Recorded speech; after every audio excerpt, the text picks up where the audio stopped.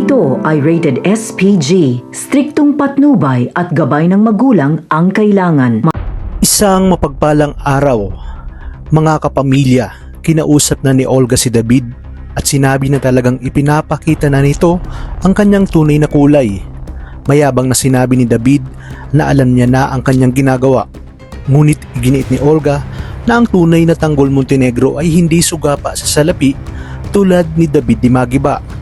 Habang mag-isa si Ramon ay sinabi nito sa kanyang sarili na hindi pa huli ang lahat at pwede pa rin silang maging ama at ina ni Marites kay Tanggol.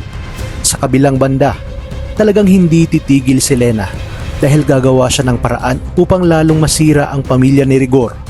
Inutusan niya ang isang lalaki na iabot mismo kay Rigor ang mga pagkaing pinadala ni Ramon. Hindi pa nakontento si Lena at nilagyan niya pa ito ng sulat na huwag magpapagutom si Marites na siyang mas lalong ikinagalit ni Rigor.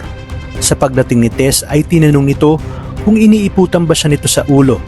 Pilit na tinanong ni Rigor kung sino ang nagpadala kay Marites. Sumagot si Marites habang umiiyak na hindi niya naman magagawa ang ginawa ni Rigor sa kanya. Habang sila ay nagkakasagutan, masaya silang pinagmamasdan ni Lena. Samantala, nakaisip na ng estratehiya si Tanggol kung paano mahahanap ang kanyang mga sasakyan na tinangay ng grupo ni Tisay.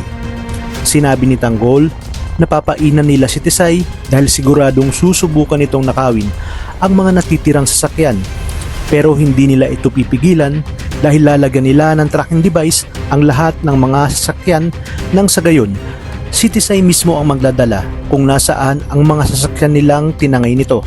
Sa pagkakataong ito, wala nang lusot si Tisay dahil sa pagpasok ni Tanggol ay wala nang magagawa ang mga tao ni Tisay dahil minsan na nga nilang nakasagupa si Tanggol at matapos makuha ni Tanggol ang kanyang mga sasakyan ay sisingilin nila ito sa utang ni Tisay.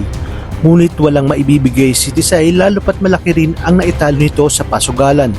Aalokin niya si Tanggol na kung gusto nito ay makipagkasosyo ito sa kanilang negosyo upang agad niya nga raw na mabayaran ang kanyang utang.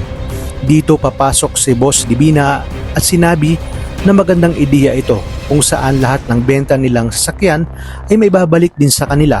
Ngunit iginiit ni Tanggol na ang bibiktimahin lang nila ay ang mga malalaking tao na malakas mangurakot sa maliit na mga negosyante. Dito na nga tuloy-tuloy at aapaw na ang kayamanan ni Tanggol, kabaliktaran ng unti-unting paglubog at pagbagsak ng mga Montenegro dahil kay David.